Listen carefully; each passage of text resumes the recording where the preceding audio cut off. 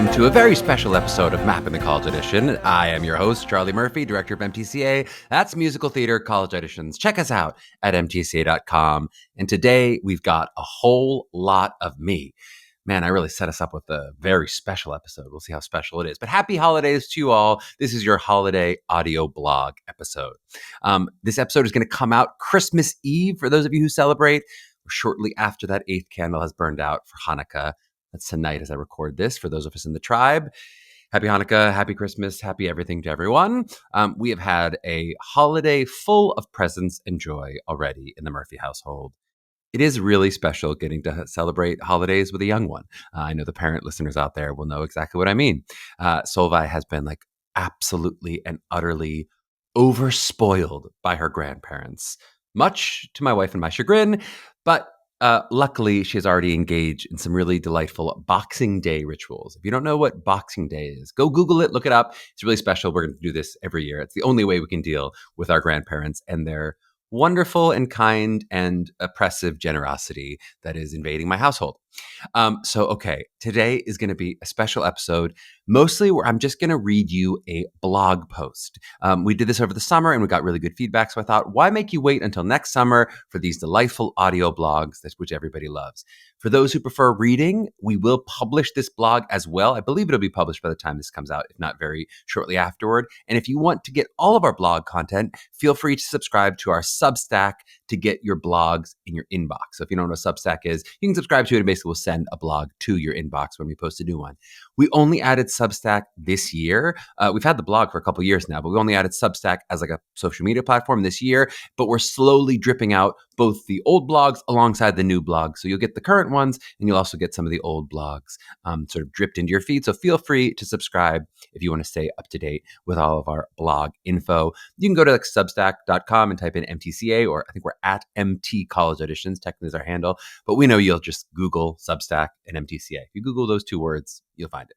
And that the Substack will have both blogs written by me and then also other members of the MTCA team. I write about half of our blogs now, but the other half will be by members of our team that are not me, but I'm only going to do the audio blog versions of the ones I write, like today.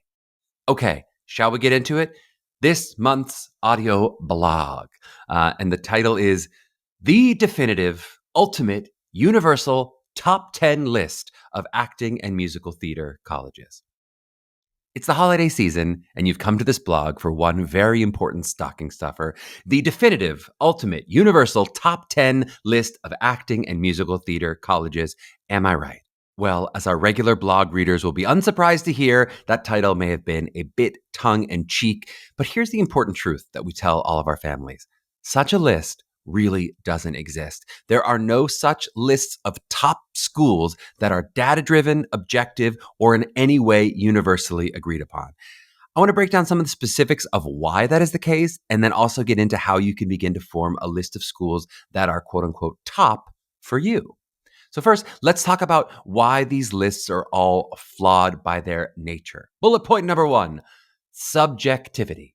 This is probably the most obvious flaw to many of you, but it's where we have to start when we talk about these kind of top lists. You are, by the nature of this exercise, getting one person's opinion. And in most cases, it's not even a particularly expert opinion. It's just somebody on the internet who is writing a list. Sometimes they're written by someone who attended one of these schools, sometimes a writer compiling from different sources, though I'll say rarely are they using any statistical data. I've seen schoolmates of mine write one. We've had MTCA students who have written them. That's not to say at all that any of their opinions are wrong or invalid. It's just that they are one person's opinion. They will be biased by their own experiences. They will likely have attended one or maybe maximum two of these schools themselves, and they'll be biased by the experiences of their close friends and their colleagues. Now, for what it's worth, I do tend to prefer those lists in terms of a final product, as opposed to the more aggregated lists created by non-performers. But of course, that is my subjective opinion as someone who attended one of those schools myself. I always use the phrase on the podcast that this process is a subjective meritocracy. I deeply believe that. Program heads are accepting students based on who they think will be the best fit for their schools. In the vast majority of cases, absent any other factors of outside influence. That's the beautiful meritocracy part of it. But when you look at how different those opinions are from program to program, it'll spin your head. We see it each year with our numbers. That's not to say it's random, and that's an important distinction. This process is not about dumb luck, but the subjectivity is so great that it can almost feel that way at times when you're inside of it. And I say that for all the logical, analytical folks out there. You're really going to love the next paragraph, I promise, because you could make an argument that everything in life is subjective. So how is this process any different? Well, if there can be degrees to subjectivity, and I think there can be, this artistic process is more subjective than others. If you're applying to schools for computer science, there are more objective ranking metrics available for those programs and a way higher predictability of which students will get into which schools. Now, those might still be flawed themselves, but they won't feel nearly as subjective as this process will. And I think it's worth noting, the same way that it's not a random process on the student acceptance end. For example, we do see students who we could say with a high level of confidence they will do extremely well in this process, and then they do extremely well in this process, predictably. The subjectivity is not completely random on those top lists either, right? You will see some of the same schools represented on a lot of lists, and that is not at all random. However, like with the analogy above, you will see some schools pop up on some lists at numbers that will fluctuate wildly. Some lists may have a school in the top 5 that doesn't make another person's list at all. And this wouldn't happen to this extreme if you compared various schools for their rankings in computer science. Bullet point number 2, lies, damned lies, and statistics. Okay, sticking with our delicious fodder for our stat nerds out there, this is probably the most important bit of information I can relay for you today. Are you ready?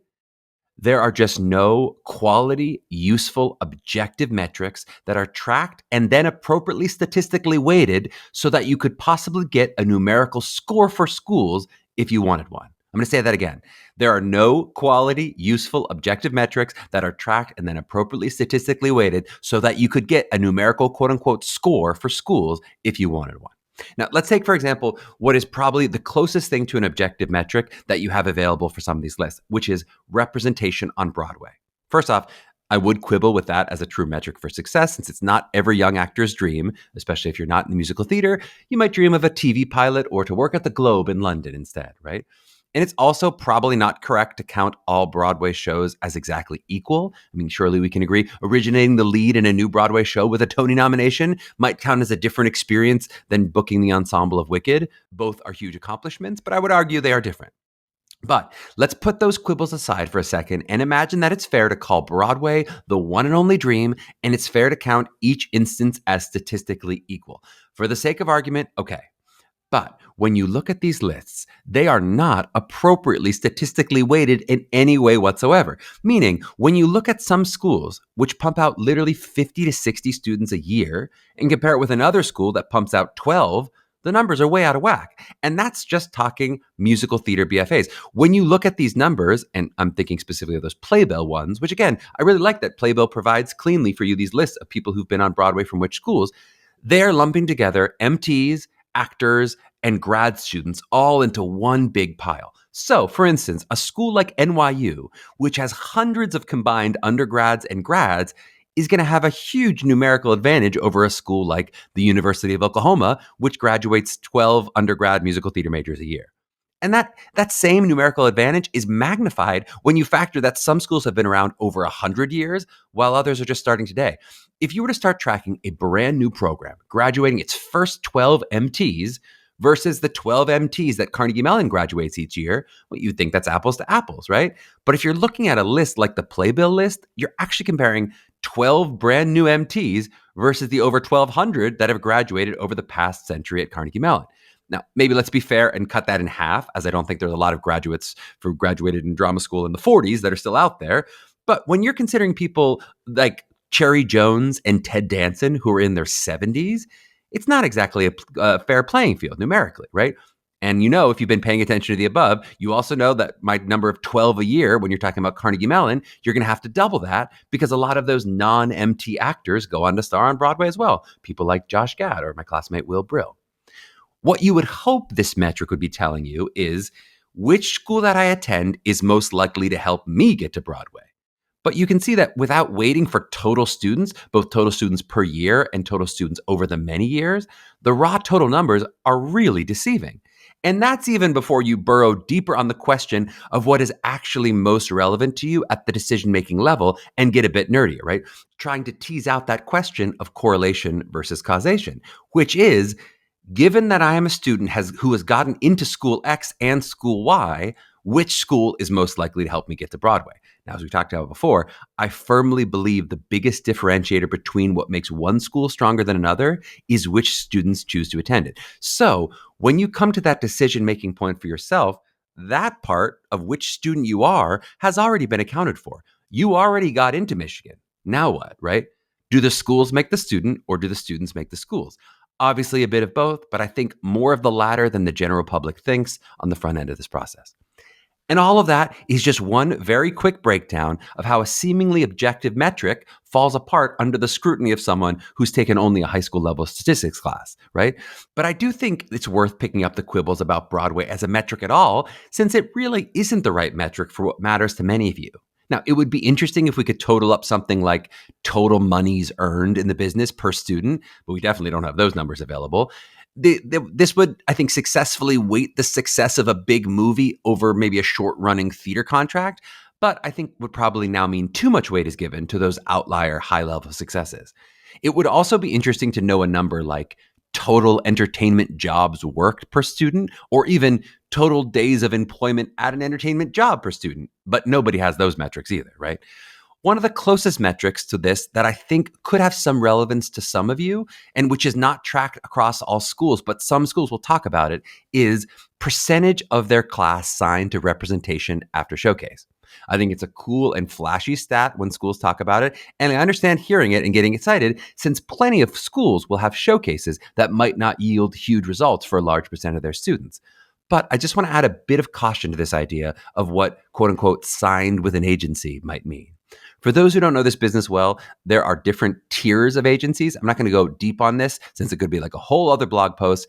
But the difference between a huge corporate agency like CAA or WME and the smallest agency is as different as the differences between the NBA and playing for your local recreational basketball league, which maybe has a financial prize at the end, right?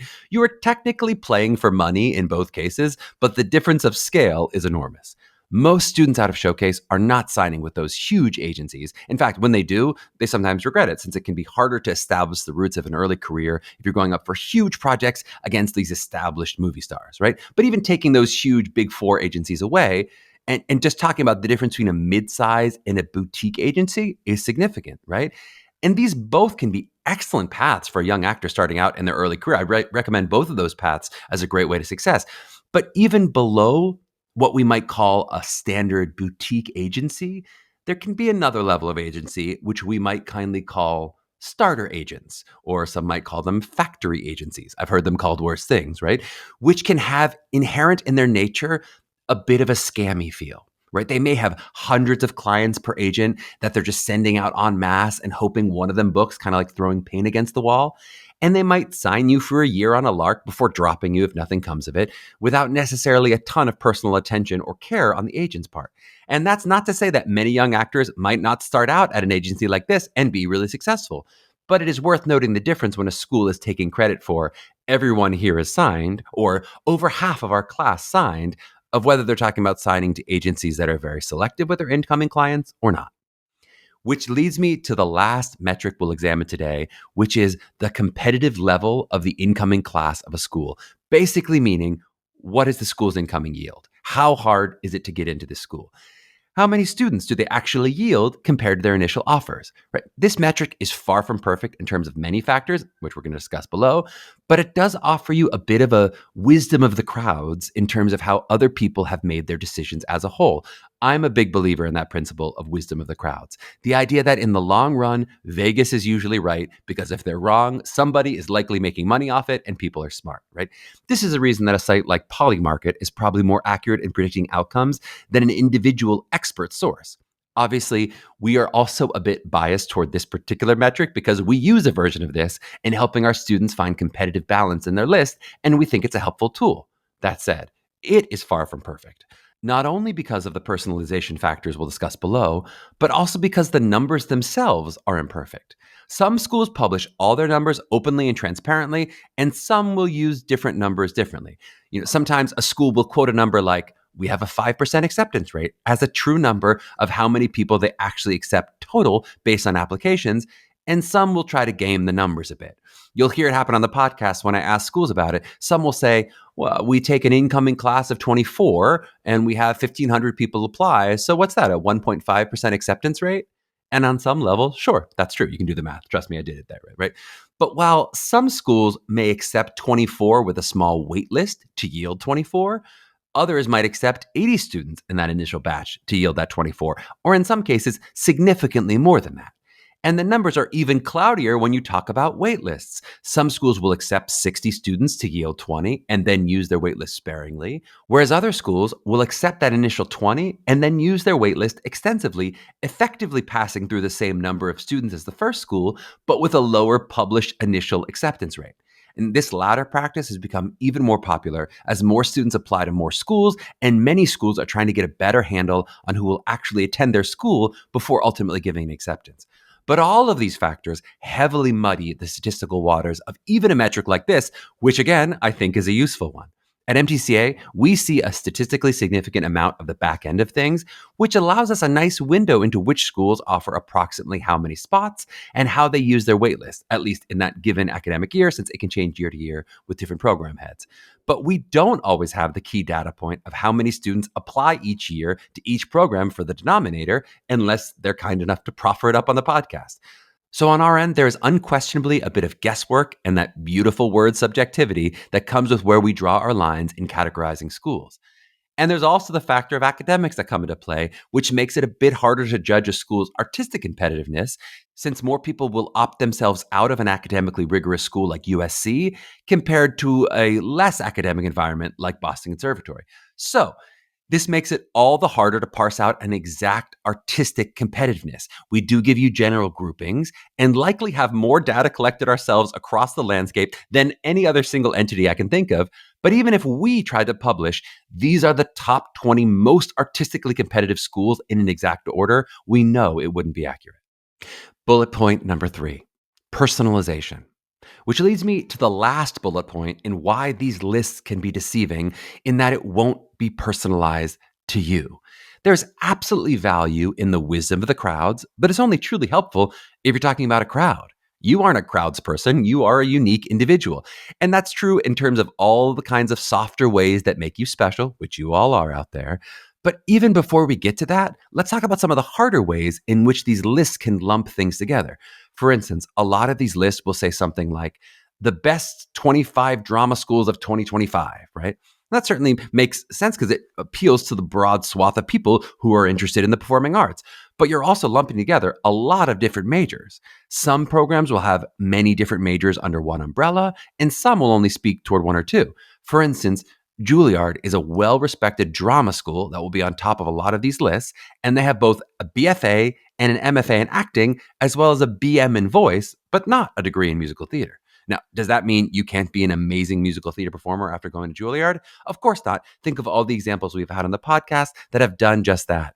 But you certainly aren't comparing apples to apples if you're comparing the musical theater training at Juilliard to the musical theater training at CCM. And I like using Juilliard as an example there because it both has the acting versus MT distinction and also the grad versus undergrad distinction. Most of these lists will not distinguish between the two, but of course, there's a big difference. Some of the schools on these lists have both available, whether it's like Juilliard in a combined class, which is really unique, or NYU, which has two very different experiences between the BFAs and MFAs. Others will only have an MFA program, like Yale or Columbia, where their undergrad programs would be like BA theater majors. And this is before you get into international schools, which are often mixed into these lists and might offer a unique degree like a BA Hons. Now, the other big aspect of personalization, which might be relevant for you, would be about artistic focus. This could be because you love acting, but really mostly want to be on camera, or because you want intense classical training to be able to make a life doing Shakespeare all day. Or within the musical theater, it's even more disparate, right? There are BFAs and BMs in musical theater that might focus especially on the voice or have a heavy concentration in dance. If you're comparing Roosevelt's musical theater dance degree to a graduate acting degree, now you're really comparing apples to kumquats. And that's without getting in degrees that might be specific to dance or vocal performance or other fields related to the performing arts. Okay, just so I don't spend the whole holiday blog giving you nothing but bah humbug on how these lists don't work, let's do a bit of what might make a school a top school for you. Certainly, our MTCAers will have heard Leo talk about his 3 C's of curriculum, cost, and compatibility. I would add to those ideas the idea of really investigating yourself and what you think you're looking for in a school experience as early on as you can in the process. Wherever you are in the process, it's helpful to do that investigation. But I think if you can do it on the front end, it'll be helpful in both list construction and in how you approach the application and audition process as well. What might that mean for you? Aside from the big academic and artistic questions that we've discussed before, check out previous blogs and podcasts for discussions on BFA conservatories versus BFA liberal arts or audition based BAs, as well as all these questions of artistic fit. One of the big questions you can investigate in the idea of what is quote unquote top is what competitive level is going to feel right for you. Just because a school might be harder to get into doesn't necessarily mean it's going to be better for you. It's something my wife and I are wrestling with as we look at quote unquote gifted and talented programs in New York City for our kindergartner. Is being accelerated necessarily better for my daughter? What will be most conducive to her learning? Now, we've discussed this before, but in my opinion, the professors at so many of these programs are truly excellent. I know amazing people who teach at the most competitive programs, and I know amazing people who teach at smaller emerging programs. And I would not say there's a qualitative difference between the two populations from the perspective of an educator. Now, that's not to say professors at all these schools are identical, because of course they're not. But I think when you talk about the different level of classes, it's less a difference between the quality of the educator than it is about the level of the peers you're going to be surrounded by. Now, if we take, for example, my dear friend, longtime MTCA coach and former podcast guest, Ryan Quinn, he has taught at Carnegie Mellon, Fordham, NYU, and Pace, all most competitive programs, and now he's helping spearhead the program at SUNY New Paltz. Is he any less an amazing educator when he's at New Paltz than when he's at one of the most competitive schools? Of course not. Right? The same way your AP calculus teacher in high school may also be teaching Algebra 1, it'll be the same teacher, but it'll be a very different class. The same is true for what you might see anytime you see a class like Acting 1 when you're comparing curricula. But does this mean every student would benefit from the most advanced acting class available? It's up to you to decide what you actually want for yourself and where you think you will learn the most. You will continue to ask yourself these big school list questions about your own list as you go through the process, and you likely won't be able to fully answer questions like individual artistic fit until you've been in the room with those actual human beings. Now, the podcast can help, but it is still not the same.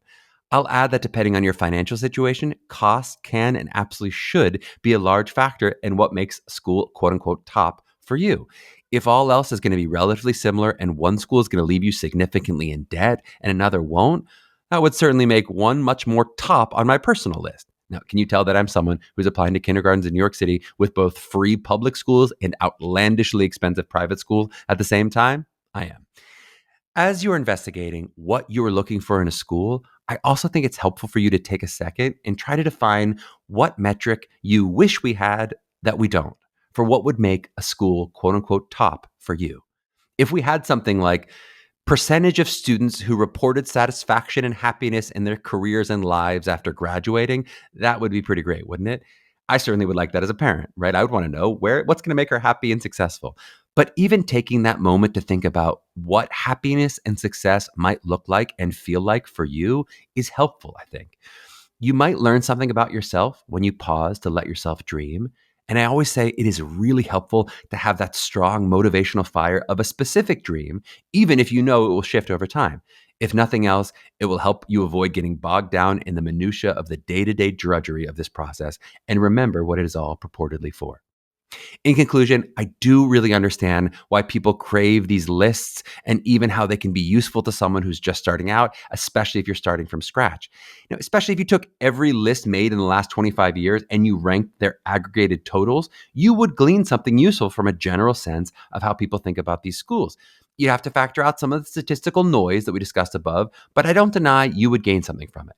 And I also think there is a value in knowing a general sense of how a school is thought of in the world, especially in a subjective field where so little is numerical. It's comforting to have some sort of guide there. However, as I'm sure you will sense if you've gotten this far in this blog and or know anything about MTCA's philosophy, the caution is really against using these as anything more than a single flawed data point. As a general sense of the specific question of how a school might be thought of, I'm all for it. But when you start using a list like this to say, so school X is 4th and school Y is 12th, that's where you can get yourself into trouble. Maybe for this holiday season, it would be better if we left all the definitive, ultimate, universal list making to Santa.